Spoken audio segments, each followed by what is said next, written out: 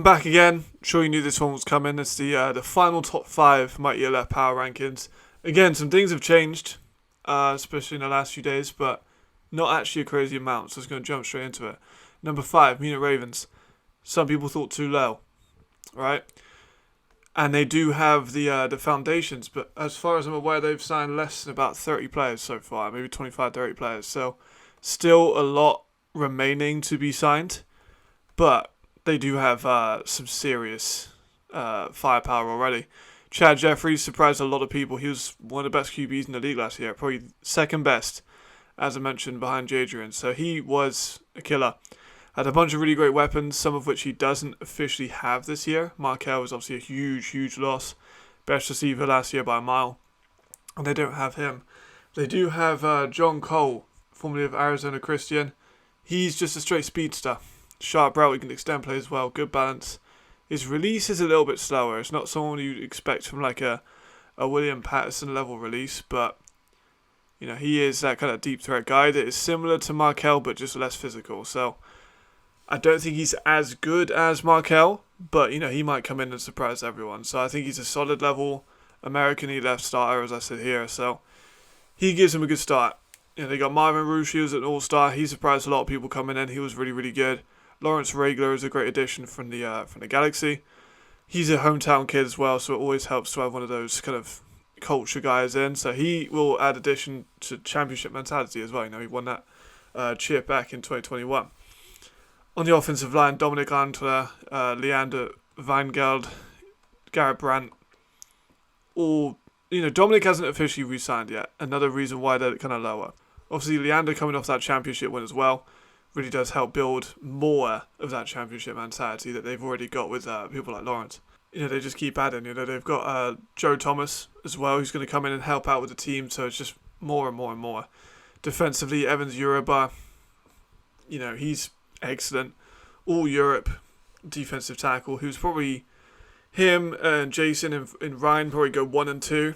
And I don't think he's even really close between the next level guys. So Kendra Ellison is going to be coming over as well to help out with their defense. He's going to be the new head coach, which is a lot of people thought was quite odd because they have such an amazing offense last year and then they got rid of their head coach. But this season, you know, it shows that they're kind of leaning towards more of the defense.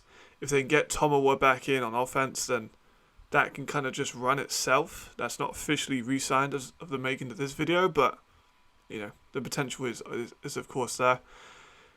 Christoph comes in at corner, formerly the Raiders Tyrrell. I like him a lot. He's super aggressive. He's a very bitey corner, and I think you kind of need that. He's physical with his hands. He's all over receivers, in jump balls especially, and in short routes, intermediate routes. He's always on them, which I think is excellent. He draws a few flags for it, but I think it's kind of, you know, he's a hands-on corner, and I think they needed that last year because they weren't a good defensive unit at all last year, and I think it's super, super helpful. They got Ioannis in a defensive end. You know, he did get injured last year, but was still effective when he was on the field. So I'm excited to see how he comes back in, especially with Evans next to him. And you just have a bunch of really solid signings. I'm looking at my board now, and it's just, you know, guys all over the field. Will Nazari as well coming over from Frankfurt is a big one. They got announced fairly recently, so they just continue. He's another championship guy. Just adding and adding. You know, they're a little lower just because of what they could be. But honestly, they could go as high as 2, and I wouldn't be mad at it. But they're definitely a team that I can consider as one of the championship favourites coming into this year. Next up at 4, we got Paris Musketeers. You know, they kind of came in last year and they were really expected to be a championship contender immediately.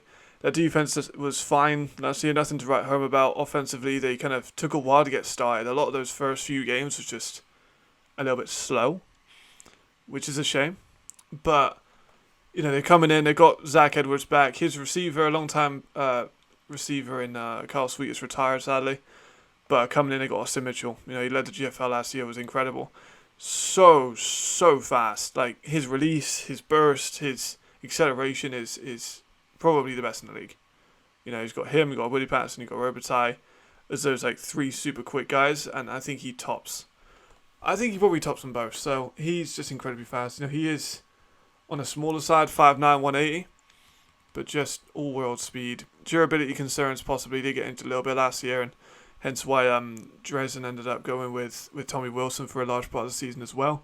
But they're both kind of similar styles in their speed. They've stacked up the offensive line as well. Big problem last year was offensive line knock. They got Ebanks in last year at tackle. Massive help after he went out of the CFL due to injury, but then he came in and was fantastic for them. Yes, yeah, they got Thomas Felicia, homegrown tackle. They got Lewis Thomas, who is multiple-time All-ELF, one of the best guards in Europe, as I say here. He's actually probably the best run-stopping guard, or run-creating guard, rather, in Europe. I think 2 of the teams he's been at, when he's been interior at the guard, have been the best rushing teams in the league. And one of them was for Hamburg when Glenn was going on his crazy MVP run. So he's as established as they come. Poli Sacramento, underrated Brazilian offensive lineman, so it just kind of adds more to it. They do have a few French pieces as well. So that offensive line unit looks really, really solid. They got LaRose back, who I think is probably my most underrated receiver in the league. I think Florian LaRose could be a legit all-star player. They got Remy Berthelon, who is back as well. Another really good one. He had when he was at Barcelona with Zach, he had that crazy game where he went for like 250 plus yards. Kevin Moran comes in a tight end who's going to affect both the run and the pass game. So they're just stacking up on offense, and they just seem to be really, really going towards that. They've got Jordan Avesi from the Buffalo Bills, that being a college team, not the NFL team. Marcel Beard, former Defensive Player of the Year, current reigning Defensive Player of the Year. Stanley Zugale, Digan Gomez, Amir Kalani. They've just got French guys all over the field that are going to be real game changers for him. Antti Mahonu being the massive signing that they made from Ryan Fire, another French national player that's going to be homegrown. So you look at this receiver core and you've got a great offensive line to cover for him. The running game is unsure at the moment. We haven't really got much of an insight into the running game. Then you've got Zach Edwards, who can make plays with his legs. You've got Florian LaRose, you've got Antti Mahonu, you've got Austin Mitchell, you've got Remy Berthelon. It's a scary unit, it really is. That offensive firepower is insane. And then they got really solid French players too. So, excited to see where they go with this one. Another team that kind of could be in that championship mentality of we need to win this year. And I think that's probably fair. I am buying in to the Rockall Panthers hype. You know, I think some people were a little bit surprised to see them this high, and some people thought, Munich and Paris have more homegrown talent, which is true. But the Polish talent is slept on. They actually have been pretty successful in the last 2 seasons. Last year I thought they were going to be really bad. I wasn't a massive fan of Matt Yais, but he really proved me wrong. And then they obviously had one of the best receivers in the league, but unfortunately, he's now gone to Edmonton. But they have signed great players. Keanu Ebanks, one of the best offensive linemen in all of Europe. Andrea Botello Moreno, the best tight end in Europe now that Florian's gone, but he's still excellent. They've got David Zozo, they've got Genetry Adams, they've got great 2 running back in the backfield. They've got Stephen Duncan, who was just incredible for the Dresden Monarchs last year. He's an absolute killer. He's so big, he's like 6'5", 240. He looks like a defensive lineman. If you try and hit him with a DB blitz, they're gonna bounce right off of him. So he's just gonna be such a game breaker for them. He's gonna be able to stand in that pocket, deliver with his massive arm. He's gonna be able to deliver deep to pretty much anyone. Post receivers, they got Mazen back and Bennett back from retirement. They got Matt Cole, who's a former NFL player. Kind of saw the practice squads for a couple games. So he's got plenty of options. A receiver, he really does. And offensive line is just being built really, really effectively. Safety William James, linebacker AJ Wetland returns late additions from the Leipzig Kings. The Swedish safety, American linebacker. AJ Wetland is a tackling machine, and that doesn't even do him justice. Tackling machine is an understatement. I don't think he didn't lead the league last year, if I remember correctly, because he missed like 5 games. He was still like second, so he's a monster. Devon Burrell is just the best special teams player in the league. Not even close. 1,800 return yards, more touchdowns than most receivers. Good corner who creates turnovers as well, so don't sleep on that. He's a little bit smaller of a corner, but he's super aggressive, can create turnovers, and has the ability to take literally any kick home. He did it twice against the Raiders in 1 game. It's absurd. So, as I've said here, the Polish tank can be a bit of a surprise at times. They're underrated and definitely caught people by surprise. And they do. They just seem to find a way, I think. They've got... Their defense is fine, and their offense is really, really, really, really good. This match over the Vienna Vikings is going to be really, really tight, as I mentioned here. They just need to beat them. The whole rest of that division and that conference is so there for the taking. They just need to get past the Vikings, and I think they will. I think at least one win against the Vikings. Maybe they split the series. But I'm hoping for the Rokel Panthers to win this year, at least just to keep it fresh, and because they've been in the league since the start. They do need, as I said at the start, they need that championship. They've been in the league since it started, and now it's probably their best team that they've ever had. Got so much homegrown talent, so much international talent. Now is the time to really, really run for that championship. Number 2, Stuttgart Surge. They lost the championship game last year, but they were not losers as far as most people were concerned. They came from the worst team in the ELF, or one of the worst teams in the ELF over the last 2 seasons, and then became a championship team. Say what you want about the Unicorns coming in and their whole staff and their players, but it's still the Surge now. This is what their identity is, and this is how they're going to move forward. I don't see them going down this year at all in terms of reputability. Outstanding offensive trio. I really slept on Hennessy as well. I did say he will flourish by an offensive lineman, but I was watching tape today, and Hennessy, I kind of forgot how good he is when it comes to just fizzing these balls past these blitzing players. He is a lot more talented than I give him credit for in this article. Yannick Meyer, Darrell Stewart Jr., Lewis Geyer, just incredible trio of receivers. They got Alessandro Vergani, they got Francesco Rucco, they got Sven Fischer, they got Luca Joko. These are all excellent offensive linemen that are going to go such a long way in protecting Hennessy and just giving as much time and space to that receiver as possible. And they're another team that hasn't signed a crazy amount of players. Their run game is still kind of in question. They got Kai Hunter back, who is a decent running back, but he's not like a superstar guy. I think there are a few guys that they could look to bring in. If I'm the Surge, I'm going for Tomawa. If they added Tomawa to this team, unbelievable. But not, a speculation at this point. They've got Chris Azelio back, former fullback for the Baltimore Ravens. He is going to be playing linebacker. He played linebacker for Cologne a few years back. He's played linebacker in the GFL before, so it's not unfamiliar territory for him. He will be at the fullback sometimes, I've heard from sources, so that's not out of the question. And then Marco, I can't say, I've had some criticism over the way that I pronounce names, so I won't even try and butcher it. But he is former Oregon defensive back, returns to Germany following his collegiate career. He's young, he's hungry. He didn't play a crazy amount in Oregon, but that's still invaluable experience that he's going to be have absorbed over his time there. Mitch Fetting returns to Eric and Corner.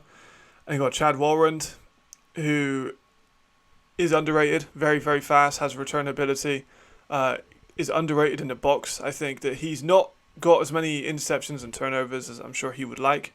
But he was also in Cologne last year that weren't the best team. So this year he gets to be on a really, really solid team and with solid players around him.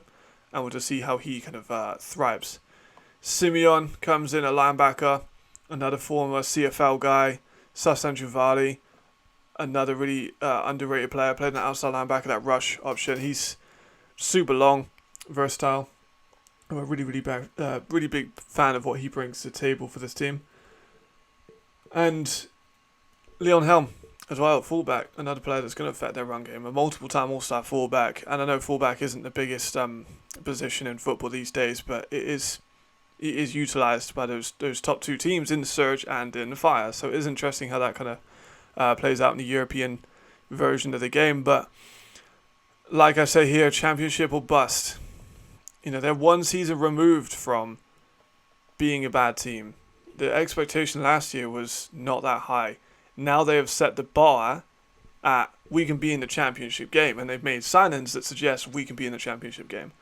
So Jordan Newman's going to have a really good team in his hands, but really a lot higher expectations than he did last season. But I think they'll be able to handle it.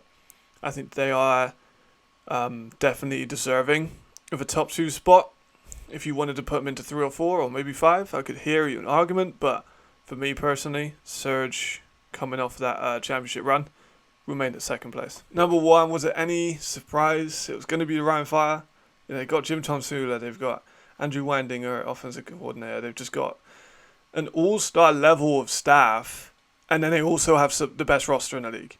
They've got Jadrian, MVP quarterback, who's coming back, all-star Glenn Tonga, Amari Williams, Nick Veens, Jason Tuketse, they got Patrick Posch, they've got Flamore Simon, Yesser Raji, Sven Belenbach, Harlan Quofi, Dennis Nash, Fabio Vance, Max Parkinson. Like, the list goes on and on and on and on and on. And last season, as I mentioned, they gave up 34 points in the championship game. They're really going to try hard to never give up that many points again. And the signings kind of reinforce that. You've got Fabian Veens as well, former Buffalo player. They've got Aaron Donkor, that massive former Seattle Seahawks signing is just huge for them. Jason Tuketse, I've already mentioned. Arnold Hordenheck, they've got Marius Kenzie, they've got Jonathan Pepler, they've got everyone that they need. Florian Eichhorn's coming back as well. Tony Anderson's a really excellent signing. So they're just absolutely everyone, man. They've really dominated this free agency. And I think it's kind of gone under the radar because they lost a couple of offensive linemen, they lost a few people here and there. They've absolutely retooled, and they could arguably be better than last year, which is a terrifying thought. That this team could even be better when they average like 40 points a game in the regular season and then like more in the postseason. But yeah, we'll see how they do. They need to repeat. I think that's the expectation for that team. Do they go undefeated again? Maybe. Maybe. They've got a really tough conference. They've got the Galaxy. They've got the Musketeers rather. They've got Madrid, who are decent at the fire level, but they're pretty good. They've got everyone, and they are the biggest target on their head, I think, for most people. A lot of people don't like the Ryan Fire because they're so dominant. I love the Ryan Fire because they're so dominant, and we'll see. I think Darius Nash, look out for him. He's definitely an all-star level potential player as well. Max Parkinson is a former CFL guy. They're so hard to beat everywhere. I honestly don't see a weakness in their team at the moment. Maybe some depth, you could argue, but I wouldn't. They've got Sergi Kendas back at running back, who did an excellent job when Glenn was gone for the start of the year. He still carried the rock excellently. So even at backup running backs, they're more than capable of probably even being a starter on some of the lower ended teams in the league. So I think that they are just a team to beat, and I can't really see them losing. I think they'll go into the postseason with ease, and I think it's championship game. So yeah, that will conclude the top 5. There it is for you in writing. If you want me to start including some of the tapes from some of these guys, I'll definitely be willing to do it. I just want to keep it, simple, get used to doing it. And then I have some exciting stuff coming up soon, just a little bit more evaluating series, which I'm excited to do. Some more kind of reading some of AFI articles, of course, just to give some more insight and some of my thoughts on during the writing of these pieces. So, much appreciated. Let me know how you thought. Message me directly. All my socials are linked down in the description, as are my scouting boards if you are wondering what I think of certain players, or if you want to see my eval works. All on my Ko-fi, or my Twitter, or my Instagram. So thank you very much. I'll see you there. Goodbye.